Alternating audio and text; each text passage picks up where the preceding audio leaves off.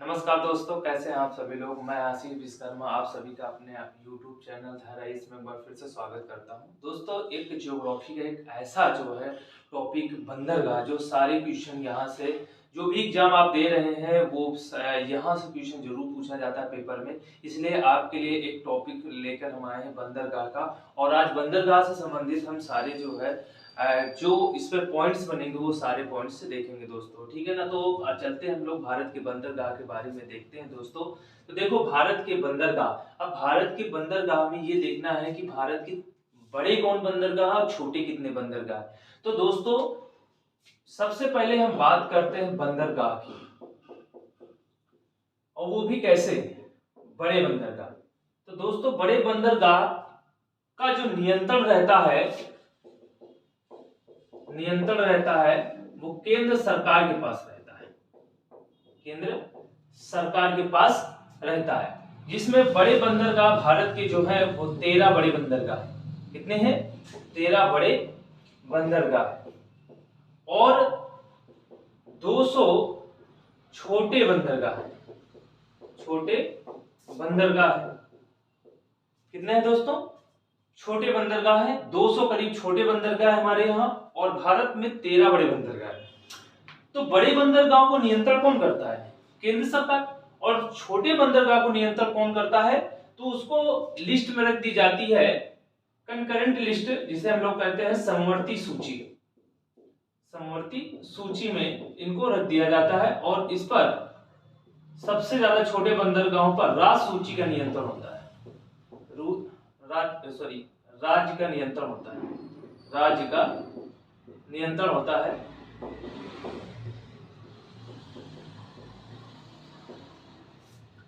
फिर इसके बाद दोस्तों ये देखना है कि अब ये जो बंदरगाह है 13, तो 13 बड़े बंदरगाह के बारे में हमें सबसे पहले देखना होगा। तो सबसे पहले हम स्टार्ट करते हैं कि ये हमारा वेस्टर्न घाट है और ये ईस्टर्न घाट है। मतलब ये पश्चिमी घाट है और ये पूर्वी घाट है। तो ये जो इस साइड में है, तो इस साइड में कितने बंदरगाह है और पूर्वी साइड में कितने बंदरगाह है? तो दोस्तों, पश्चिमी तट पर कुल 6 बंदरगाह है, और पूर्वी तट पर भी कुल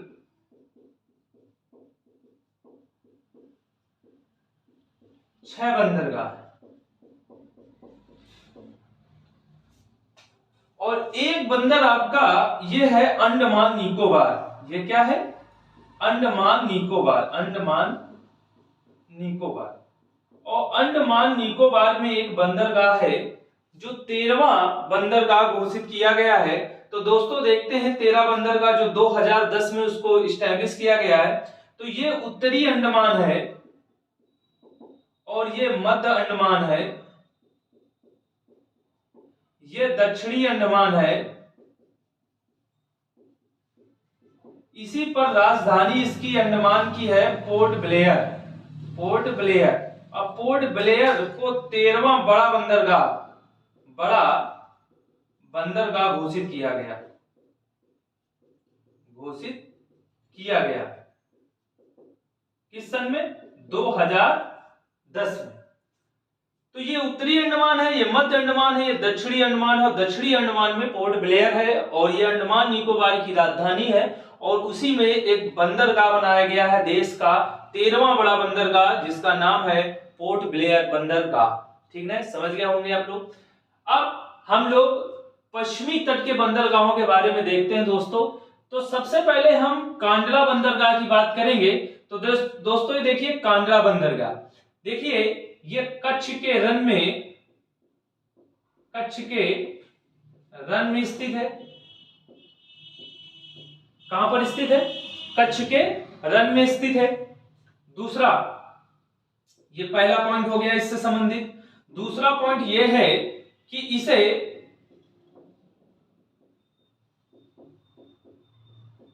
ज्वारी बंदरगाह कहते हैं। ज्वारी बंदरगाह कहते हैं। ये दूसरा पॉइंट इससे संबंधित हो गया आपके पास। ये पहला पॉइंट और ये दूसरा पॉइंट। अब तीसरा पॉइंट आपको देखना है कि इसे मुक्त व्यापार क्षेत्र वाला भी बंदरगाह कहते हैं। इसे मुक्त व्यापार वाला बंदरगाह कहते हैं।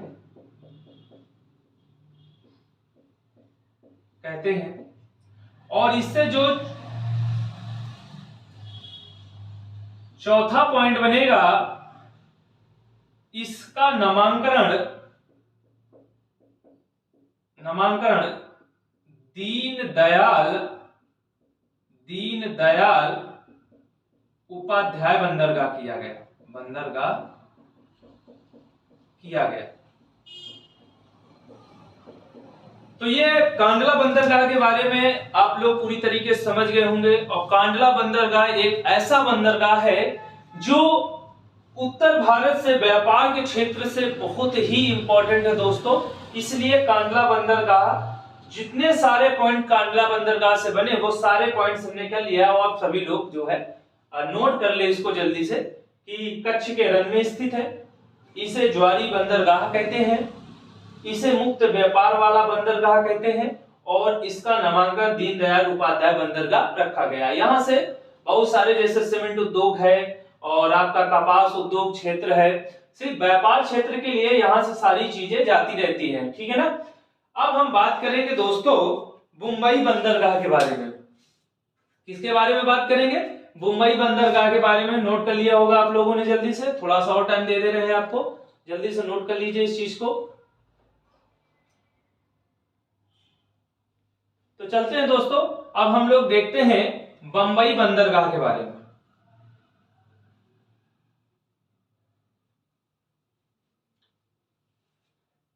देखिए बंबई बंदरगाह, ये जो मुंबई एक शहर है, ये सालसेट द्वीप पर स्थित है। सालसेट द्वीप पर स्थित है और भारत का सबसे बड़ा बंदरगाह है। भारत का, एक तो ये पॉइंट बना, दूसरा पॉइंट है भारत का सबसे बड़ा प्राकृतिक बंदरगाह है। दूसरी बात, भारत का व्यस्तम बंदरगाह है। तो आपके ये कितने पॉइंट बने? 4 पॉइंट बन गए। मुंबई एक शहर है और सालसेट द्वीप पर स्थित है, तो मुंबई जो शहर है इसी पर एक बंदरगाह बना हुआ है और इस बंदरगाह का नाम है मुंबई बंदरगाह। इसे हम लोग क्या कहते हैं? प्राकृतिक बंदरगाह। भारत का सबसे बड़ा बंदरगाह, भारत का सबसे बड़ा प्राकृतिक बंदरगाह। प्राकृतिक बंदरगाह दोस्तों क्यों कहते हैं?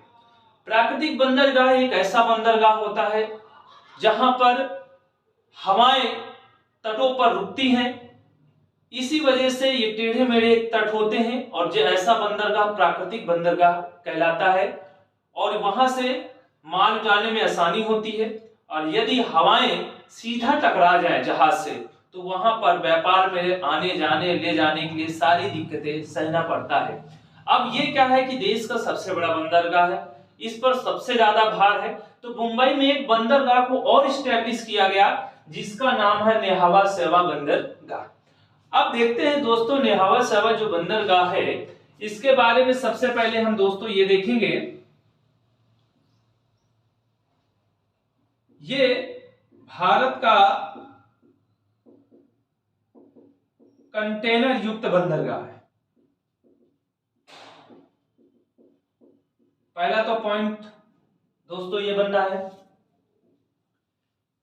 दूसरा पॉइंट, इसका नाम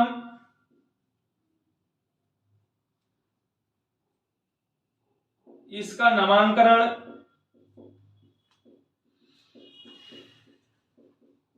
जवाहरलाल बंदरगाह रखा गया।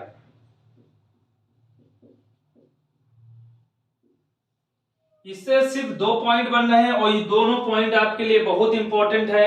महाराष्ट्र में 2 बंदरगाह स्थित है। एक तो सबसे पहले बंदरगाह आपको मैंने मुंबई बंदरगाह बताया, दूसरा आपका न्यावा सेवा बंदरगाह बताया।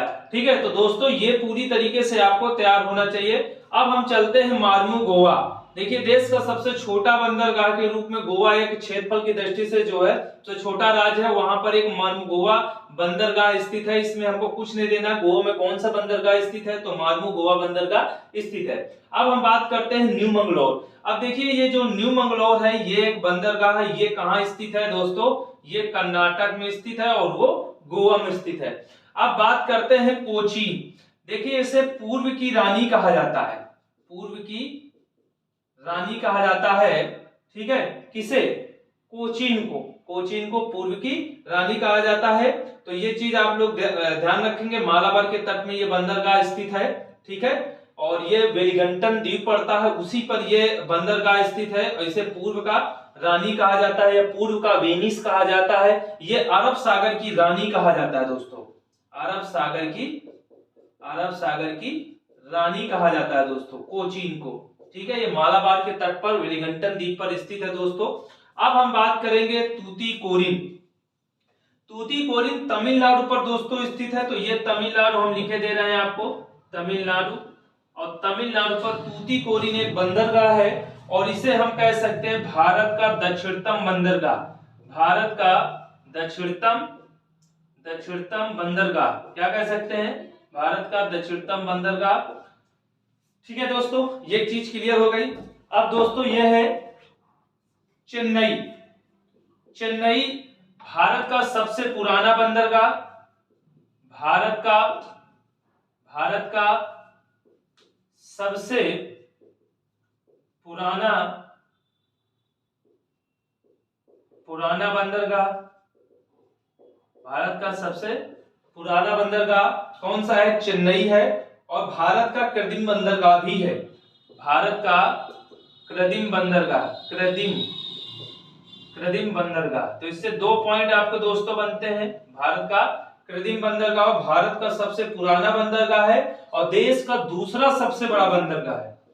देश का दूसरा सबसे बड़ा बंदरगाह है, सबसे बड़ा बंदरगाह है, देश का दूसरा सबसे बड़ा बंदरगाह है दोस्तों। ये चीज आप लोग ध्यान में रखेंगे। इसके बाद देखिए, ये एन्नौर है जो चेन्नई से कुछ दूरी पर स्थित है और ये एक बंदरगाह है। ये एक बंदरगाह कंप्यूटराइज है,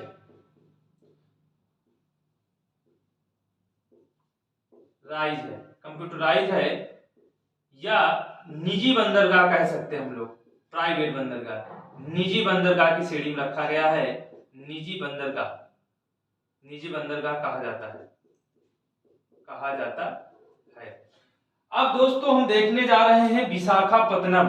विशाखापत्तनम बहुत इंपॉर्टेंट है दोस्तों, पीसीएस जैसे एग्जाम में विशाखापत्तनम बंदरगाह के बारे में पूछा जा चुका है। देखिए, विशाखापत्तनम देश का सबसे गहरा बंदरगाह है जो कहां स्थित है दोस्तों, आंध्र प्रदेश में। कहां स्थित है दोस्तों, आंध्र प्रदेश में। और देश का सबसे गहरा बंदरगाह है, देश का सबसे गहरा बंदरगाह। ठीक है, बंदरगाह है। इसके बाद पारदीप एक बंदरगाह है और ये कहां स्थित है, उड़ीसा में। आपसे क्वेश्चन पूछ सकता है कि पारदीप बंदरगाह किस राज्य में स्थित है, तो उड़ीसा में स्थित है दोस्तों। ठीक है, विशाखापत्तनम क्या मालूम है कि यहाँ से जहाज का निर्माण पोत जो बनते हैं वो विशाखापत्तनम में ही बनते हैं। दूसरी बात हम लोग करते हैं कोलकाता। अब देखिए, एक हुगली नदी पर बंदरगाह बना है, कोलकाता बंदरगाह जो है। ठीक है, और ये हुगली बंदरगाह है, इसका नाम हम लोग, क्योंकि कलकत्ता शहर जो है हुगली नदी किनारे बसा है, तो हुगली बंदरगाह, और हुगली बंदरगाह हुगली नदी पर बना है। तो हम कह सकते हैं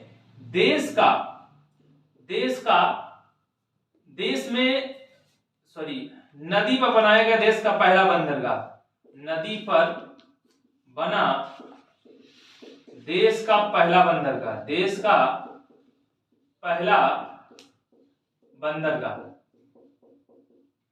भारत का एकमात्र ऐसा बंदरगाह है जो नदी पर बना हुआ है, हुगली बंदरगाह, जो पश्चिम बंगाल राज्य में कोलकाता शहर पर स्थित है। कोलकाता शहर हुगली नदी के किनारे बसा हुआ है। तो इस प्रकार दोस्तों हम लोग पश्चिमी तट के जितने बंदरगाह थे और पूर्वी तट के जितने बंदरगाह थे, ये 6 और 6 12 और 12 एक जो अंडमान निकोबार द्वीप समूह में पोर्ट ब्लेयर, अंडमान निकोबार की राजधानी पोर्ट ब्लेयर, जो 13वां सबसे बड़ा बंदरगाह था जो 2010 में स्टैब्लिश किया गया, वो पोर्ट ब्लेयर बंदरगाह है जो दक्षिणी अंडमान पर स्थित है दोस्तों। ठीक है, दक्षिणी अंडमान पर। तो 13 प्रमुख बंदरगाह भारत के हो चुके हैं, जो बड़े बंदरगाह है। 13 बड़े बंदरगाह है, 200 छोटे बंदरगाह है। और छोटे बंदरगाह की श्रेणी में ये है महाराष्ट्र सबसे आगे। छोटे बंदरगाह सबसे ज्यादा यहाँ पर है। और अगर भारत का ऐसा राज्य जहां पर सर्वाधिक बड़े बंदरगाह है, जहां पर 3 बंदरगाह है, 3, वो है तमिलनाडु। यहाँ पर 3 दोस्तों बंदरगाह है। इस भारत का ऐसा राज्य जो सबसे अधिक बंदरगाह स्थित है, वो दोस्तों स्थित है आपका कहां पर? तमिलनाडु पर। ठीक है, आपको दोस्तों बता दें कि इससे संबंधित परियोजना बनाई गई है। अब वो परियोजना जो है सागरमाला परियोजना, सागरमाला परियोजना। ये सागरमाला एक परियोजना है जो बंदरगाह से संबंधित है। ये यूपी से क्वेश्चन पूछ चुका है। तो सागरमाला परियोजना बंदरगाह से संबंधित है। किससे संबंधित है दोस्तों? बंदरगाह से संबंधित है। और दोस्तों याद रखना, ये सारे बंदरों को जोड़ने की प्रक्रिया के हिसाब से ये सागरमाला परियोजना शुरू की गई थी। ठीक है ना। तो दोस्तों इस तरह से ये बंदरगाह आज आप लोगों का जो है पूरा ये टॉपिक कंप्लीट होता है। और दोस्तों हम मिलते हैं अगले वीडियो में। लाइक, सब्सक्राइब और शेयर जरूर करें अपने दोस्तों को। जय हिंद, जय भारत।